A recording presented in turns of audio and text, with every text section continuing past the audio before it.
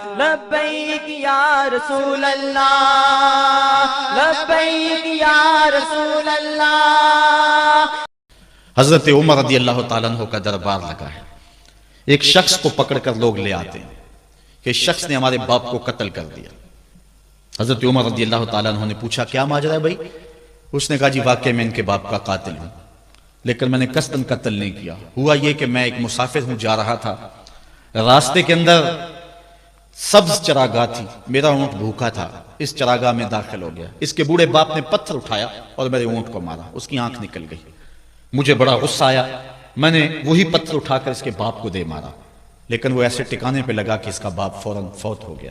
میرا قصد اور ارادہ نہیں تھا، لیکن بہرحال میں اس بات کا اقراری ہوں کہ میں نے اس کے باپ کو قتل کر دیا ہے۔ آپ جو حکم سنائیں میں اس کو قبول کروں گا، لیکن میں ایک مہلت مانگتا ہوں کہ میرے دوست، میرے بھائی کی کوئی رقم میرے ذمہ ہے، میرے پاس اس نے امانت رکھی ہوئی ہے اور وہ مجھے پتا ہے کہ میں نے کہاں چھپا کے رکھی ہوئی۔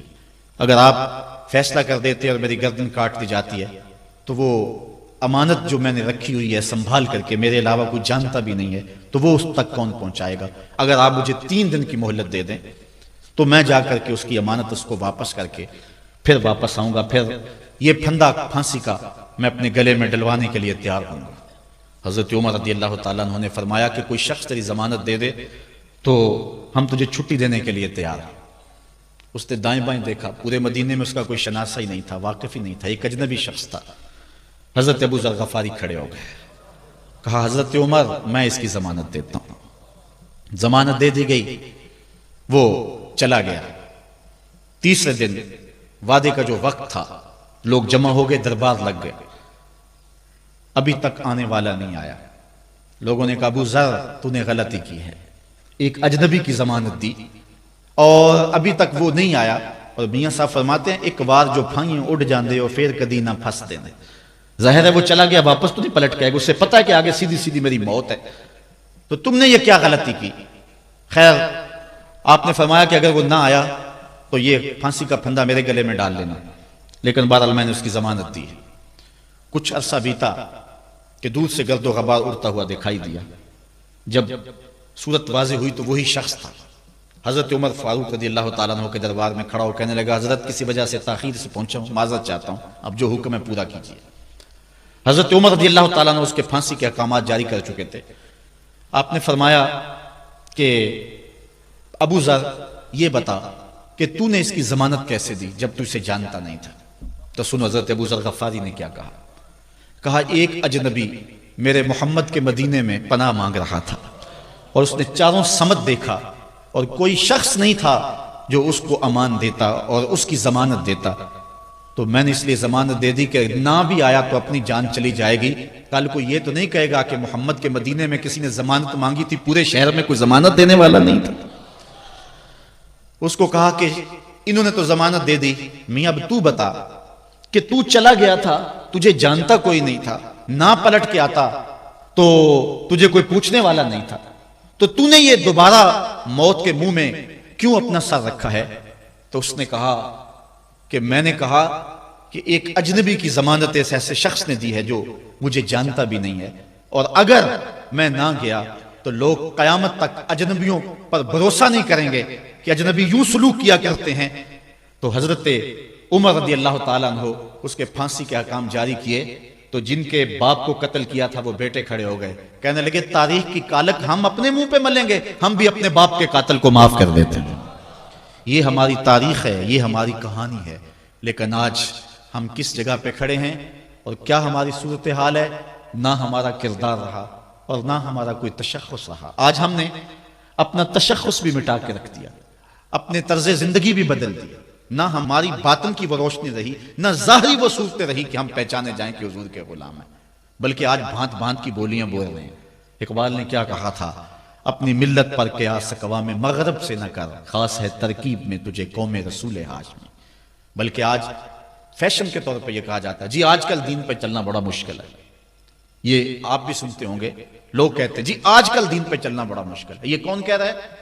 جو مسجد میں آتا ہے تو موسم کے مطابق گرم اور سرد پانی دستیاب ہے، اس کے لیے ماحول ہے، اس کے لیے خوبصورت قالین بچھے ہوئے ہیں، مخملی مسلح رکھے ہوئے ہیں، جو نرم اور گداز مسلوں پہ پیشانی رکھ کر کے سجدہ کرتا ہے وہ بطور فیشن کہہ رہا ہے جی آج کل دین پہ چلنا بڑا مشکل ہے.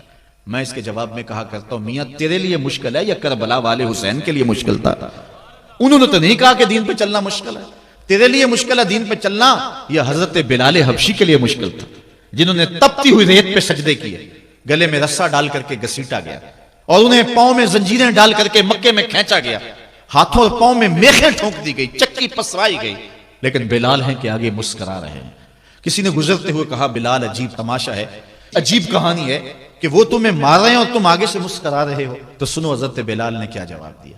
حضرت بلال فرمانے لگے میاں تم جاؤ نا بازار میں مٹی کا برتن بھی خریدنے تو اس کو بھی ٹھونک بجا کے دیکھتے ہو کہیں کچا تو نہیں ہے، اس کی آواز تو خراب نہیں ہے. کہا تم تو مٹی کا پیالہ بھی خریدو تو ٹھونک بجا کے دیکھتے ہو کہیں کچا تو نہیں ہے. میرا مالک مجھے خرید رہا ہے، دیکھ رہا ہے بلال کہیں کچا تو نہیں ہے. میں کہتا ہوں مالک کھال ادڑ بھی جائے گی، حق حق کی آوازیں ختم نہیں ہوں گی.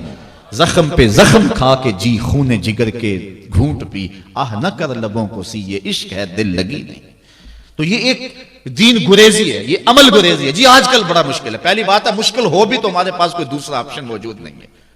ہم ان لوگوں کی کہانیاں بھول سکتے ہیں کہ جنہوں نے اس دین کے راستے کے اندر دکھ بھی سہے، ان کو ٹکڑے بھی کر دیا گیا، ان کو 2 اونٹوں کی پچھلی ٹانگوں سے باندھ کر کے 2 ٹکڑوں میں بانٹ بھی دیا گیا، لوہے کی کنگیوں سے بدن چھیدے بھی گئے، ہڈیاں توڑی بھی گئیں، آگ میں ڈالا بھی گیا، جلتے اور کھولتے تیل میں پھینکا گیا، لیکن انہوں نے رب کا نام نہیں چھوڑا، رسول کا نعرہ نہیں چھوڑا. اور آج ہم کہتے ہیں جی بڑا مشکل ہے آج کل دین پہ چلنا، اور یہ مولویوں نے مشکل بنائی ہوئی. یار دین اتنا بھی مشکل نہیں ہے، یہ کوئی بات نہیں ہے. ہم سر سے لے کر پاؤں تک اسلام میں داخل ہوں. یہ ہمارے رب کا ہم سے یہ تقاضا ہے، یا ایھا الذین آمنوا ادخلوا فی السلم کافہ، اے ایمان والو دین میں پورے داخل ہو جا، پورے داخل ہو جا. تمہاری وضاحت، انداز زندگی، طرز معاشرت یہ بتائے کہ تم حضور کے غلام ہو. یہ نہیں ہے کہ جی ٹھیک ہے بس، ایسی نہیں ہے بات. میں ایک مثال دیا کرتا ہوں. آج کل لوگ کہتے ہیں کہ جی بندہ اندر سے مسلمان ہونا چاہیے، باہر کا کیا ہے؟ اندر سے مسلمان ہونا چاہیے. میں کہتا ہوں ہماری پاکستانی آرمی کا کوئی میجر انڈین آرمی کے میجر کی وردی پہن لے تو اس کو کورٹ مارشل کیا جائے گا کہ نہیں کیا جائے گا؟ وہ کہے گا اندر سے میں پاکستانی ہوں، محب وطن ہوں، وردی کا کیا، لباس کا کیا ہے، جو ان سے مرضی پہن لیں. لیکن کہا جائے گا نہیں، جب تجھے پاکستانی لباس پسند نہیں ہے تو پھر تیری اندر کی حب الوطنی کو کیسے مان لیا جائے جس کو محمد عربی کا لباس ہی پسند نہیں ہے، جو غیروں کے طرز زندگی کو اپنا رہا ہے اور ان کو جو ہے وہ پسند کر رہا ہے. وہ سوچے اپنے اندر اترے اور مت کسی کے دھوکے میں رہے. میں کہتا ہوں آج اگر کوئی یہ میٹرک پڑھے لڑکے بھی یہ سکول کھول لیتے ہیں گلی میں محلے میں، 200 بچے لے کر کے بیٹھ جاتے ہیں اور ان کو بھی ایک باقاعدہ یونیفارم دیتے ہیں. اس طرح کی ٹائی ہوگی، اس طرح کی شرٹ ہوگی، اس طرح کے بوٹ ہوں گے، گرمیوں میں اس طرح کا لباس ہوگا، سردیوں میں اس طرح کا لباس ہوگا. کبھی کسی نے نہیں کہا کہ یہ کیا قدغن لگاتے ہو؟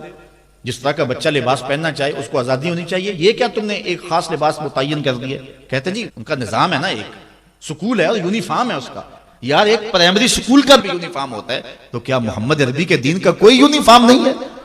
حضور علیہ السلام کی زندگی، حضور علیہ السلام کے شب و روز اور حضور علیہ السلام کا انداز معاشرت، حضور کی وضاحت، حضور کا لباس، یہ اپناؤ اور یہی زندگی کا حسن ہے. اسلام کے حوالے سے معذرت خواہانہ رویہ ترک کر دینا چاہیے ہمیں.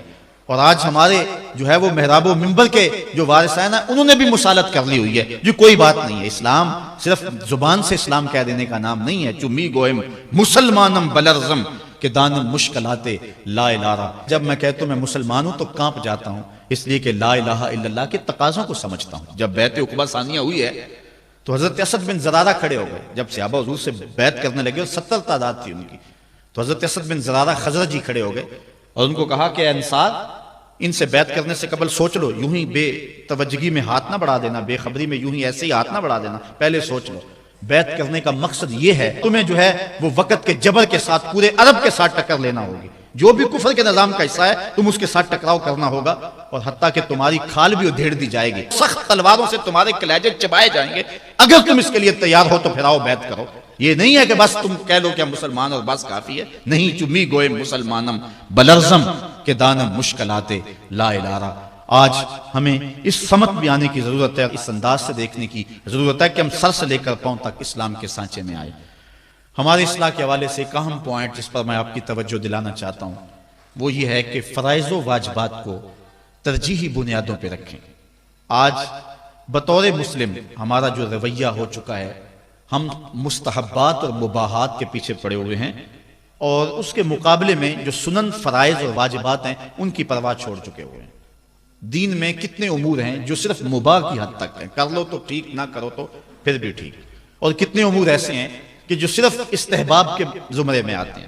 لیکن ہم کتنی چیزوں کو اس انداز سے گلے لگائے ہوئے ہیں کہ جس طرح فرض ہو، اور اسلام کے اہم فرائض اور اسلام کی اہم واجبات ان کو ہم ترک کیے ہوئے۔ ساری رات ہم محفل میں جاگ لیں گے، فجر کی نماز نہیں پڑھیں گے تو کیا فائدہ ہوگا؟ ہم حضور علیہ الصلوۃ والسلام کے میلاد پہ جھنڈیاں بھی لگا لیں گے، سب کچھ کر لیں گے، لیکن حضور علیہ الصلوۃ والسلام کی سنت سیرت کو ترک کر دیں گے، تو بتاؤ کہ اس سے کیا حضور کی رضا میں حاصل ہو جائے گی؟ ہاں، اگر فرائض کی ادائیگی کے بعد ان کاموں کو کرو تو یہ تمہارے لیے بہتری کا سامان ہے۔